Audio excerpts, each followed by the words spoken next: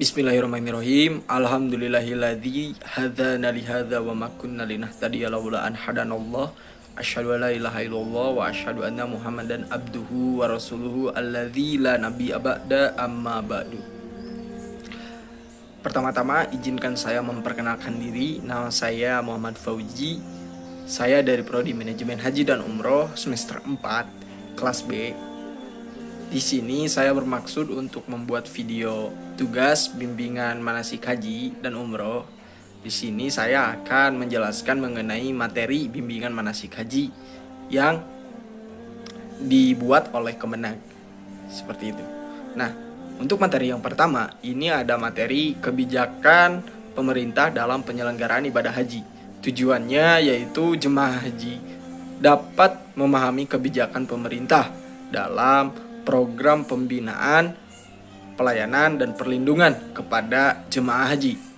Nah, untuk pokok pembahasannya diantaranya, nomor 1, ada kewajiban pemerintah dalam penyelenggaraan ibadah haji. Dan yang kedua, ada bentuk pembinaan, pelayanan, dan perlindungan bagi jemaah haji di tanah air dan Arab Saudi. Dan yang ketiga, ada ketentuan peraturan perundang-undangan haji di Arab Saudi. Di antaranya pokok pembahasannya seperti itu. Dan untuk metodenya di sini menggunakan ceramah, tanya jawab, dan diskusi. Dan yang kedua ada kebijakan pelayanan kesehatan haji. Di sini tujuannya yaitu jemaah haji dapat memahami berbagai pelayanan kesehatan dalam penyelenggaraan ibadah haji, sekaligus menjaga kesehatan dan kebugaran selama beribadah haji, seperti itu. Nah, untuk pokok pembahasannya di sini yang pertama ada bentuk pelayanan kesehatan bagi jemaah di tanah air dan Arab Saudi. Dan yang kedua ada tindakan jemaah untuk menjaga kesehatan dan kebugaran. Yang pertama diantaranya contohnya yaitu jalan pagi, senam, dan pemeriksaan kesehatan secara rutin. Untuk metode yang digunakan yaitu ceramah, tanya jawab, dan diskusi. Nah, adapun materi yang ketiga di sini mengenai kebijakan pengelola keuangan haji.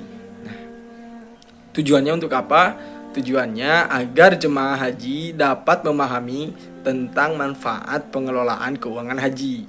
Untuk pembahasannya yaitu tujuan, manfaat, dan tata cara pengelolaan keuangan haji. Nah, untuk metodenya yaitu video pemaparan materi. Yang kedua ada interaksi, dan yang terakhir ada tanya jawab. Itu untuk metode yang ketiga. Dan metode yang selanjutnya di sini ada materi selanjutnya di sini ada proses perjalanan ibadah haji gelombang 1 dan gelombang 2. Yang pertama itu untuk tujuannya agar jemaah haji dapat memahami proses perjalanan ibadah haji gelombang 1 dan 2 sejak dari tanah air. Nah, tujuannya pokok bahasannya yaitu yang pertama alur perjalanan jemaah haji gelombang 1 dan kedua. Dan yang kedua ada perjalanan haji gelombang 1 dari embarkasi Madinah, Mekah, Jeddah. Terus debarkasi haji masing-masing daerah.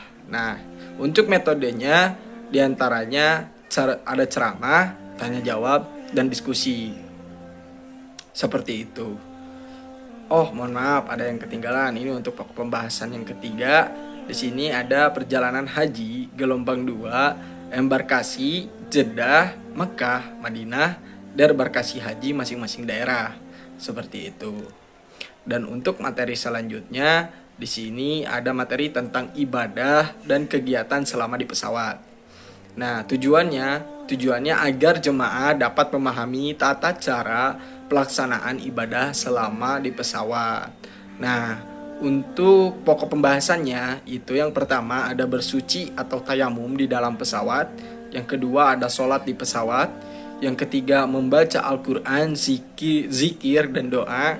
Yang keempat ada memanfaatkan fasilitas selama di pesawat. Dan yang terakhir ada menjaga keselamatan penerbangan. Nah, untuk metode penyampaian materinya di sini ada ceramah, tanya jawab, dan praktik. Seperti itu. Dan yang keenam, ada bimbingan manasik haji atau umroh. Tujuannya agar jemaah haji dapat memahami tata cara pelaksanaan haji dan umroh. Nah, pokok pembahasannya diantaranya yang pertama ada hukum dan ketentuan manasik haji, yang kedua ada tata cara pelaksanaan umroh, yang ketiga ada tata cara pelaksanaan haji tamatu, haji ifrad, dan haji kiron. Nah, untuk metode materinya yaitu ceramah, tanya jawab, dan diskusi. Nah, untuk materi selanjutnya di sini ada bimbingan pelaksanaan haji dan umroh. Tujuannya untuk apa? Tujuannya agar jemaah haji dapat memahami dan melaksanakan tata cara pelaksanaan ibadah haji dan umroh. Nah, pokok pembahasannya di sini yang pertama adalah ada mikot, yang kedua ada pakaian ihram dan sholat sunnah ihram, yang ketiga ada niat dan bacaan talbiyah, yang keempat ada tawaf, yang kelima sa'i, yang keenam tahallul, yang ketujuh macam-macam dam, dan yang terakhir ada larangan-larangan ihram. Untuk metode penyampaiannya di sini menggunakan ceramah, tanya jawab, dan diskusi. Nah, untuk materi yang selanjutnya di sini mengenai praktek pelaksanaan umroh. Tujuannya untuk apa? Tujuannya agar jemaah haji dapat melaksanakan praktik manasik umroh. Untuk pokok bahasannya di sini yang pertama ada mikot, yang kedua ada praktik memakai pakaian ihram, yang ketiga ada praktik niat dan sholat sunat ihram, yang keempat ada praktik tawaf, yang kelima ada praktik sa'i, dan yang terakhir ada praktik tahallul. Seperti itu. Untuk metode penyampaiannya di sini ada ceramah, tanya jawab, dan diskusi. Dan yang materi yang kesembilan di sini mengenai bimbingan pelaksanaan ibadah haji. Tujuannya untuk apa? Tujuannya agar jemaah haji dapat mengetahui tentang tata cara atau urutan pelaksanaan ibadah haji.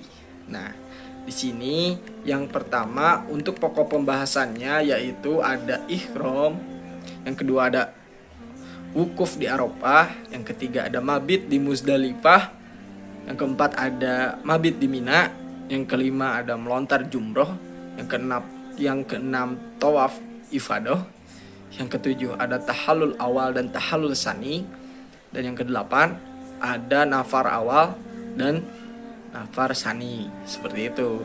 Untuk metodenya di sini menggunakan ceramah, tanya jawab, dan simulasi. Dan untuk materi yang ke-10 di sini mengenai praktek pelaksanaan ibadah haji atau manasik haji. Tujuannya untuk apa? Tujuannya agar jemaah haji dapat melakukan praktek pelaksanaan haji. Seperti itu. Dan untuk pokok bahasannya di sini diantaranya yang pertama, praktek memakai ihram, niat, dan salat ihram. Yang kedua, ada praktek wukuf, mabit di Muzdalifah dan Mina. Dan yang ketiga, di sini ada praktek melontar jumroh. Keempat, ada praktek tawaf ifadah, dan yang kelima ada praktek tahallul atau memotong rambut. Nah, untuk metode penyampaiannya di sini menggunakan ceramah dan tanya jawab. Nah, untuk materi yang ke-11 di sini pemutaran video manasik haji dan penjelasan permasalahan haji. Tujuannya untuk apa? Tujuannya agar jemaah haji dapat mengetahui kondisi real, kondisi nyata perjalanan haji di tanah air dan Arab Saudi. Nah, untuk pokok pembahasannya di sini yang pertama ada pemutaran video, yang kedua ada penjelasan permasalahan yang dihadapi jemaah haji. Untuk metodenya, metode penyampaian materinya di sini menggunakan penayangan film, tanya jawab, dan diskusi. Dan materi selanjutnya di sini terkait akhlak jemaah haji dan budaya Arab Saudi. Tujuannya untuk apa? Tujuannya agar jemaah haji dapat memahami akhlak dan budaya atau kultur Arab Saudi. Seperti itu. Nah, untuk pokok bahasannya di sini yang pertama ada etika dan akhlak jemaah selama pelaksanaan ibadah haji. Dan yang kedua, ada tata cara berpakaian di Arab Saudi. Yang ketiga, ada tata cara bergaul dengan sesama jemaah. Yang keempat, ada sosial budaya di Arab Saudi. Untuk metodenya, metode penyampaiannya di sini menggunakan ceramah, tanya jawab, dan diskusi. Nah, untuk materi selanjutnya di sini terbagi ke dalam dua materi. Yang pertama ada hak jemaah haji. Hak jemaah haji. Tujuannya untuk apa? Tujuannya agar jemaah haji mengetahui apa saja yang menjadi haknya di tanah air dan di Arab Saudi. Pokok pembahasannya yaitu yang pertama hak memperoleh bimbingan manasik, dan yang kedua hak memperoleh pelayanan dokumen, akomodasi, transportasi, konsumsi, dan pelayanan kesehatan selama di tanah air dan di Arab Saudi. Nah, untuk metode penyampaiannya di sini menggunakan ceramah, tanya jawab, dan diskusi. Nah, untuk materi yang kedua di sini karena terbagi ke dalam dua materi, di sini menjelaskan mengenai kewajiban jemaah haji. Tujuannya untuk apa? Tujuannya agar jemaah haji dapat mengetahui apa saja yang menjadi kewajibannya selama di tanah air dan di Arab Saudi. Nah, pokok bahasannya di sini mengenai yang pertama, mematuhi tata tertib dan aturan-aturan tentang penyelenggaraan haji.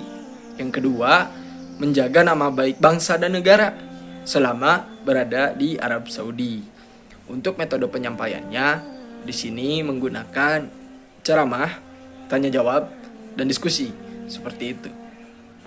Nah, untuk materi selanjutnya di sini mengenai pelaksanaan sholat arba'in dan ziarah.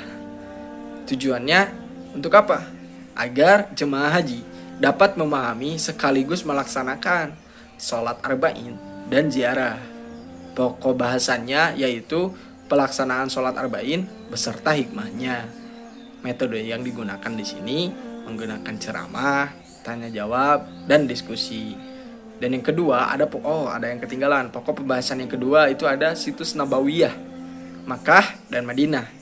Pelaksanaan ziarah di Makkah dan Madinah. Seperti itu. Itu untuk materi mengenai pelaksanaan sholat arba'in dan ziarah. Nah, untuk materi yang terakhir di sini menjelaskan mengenai hikmah haji dan pelestarian haji mabrur. Seperti itu. Tujuannya untuk apa?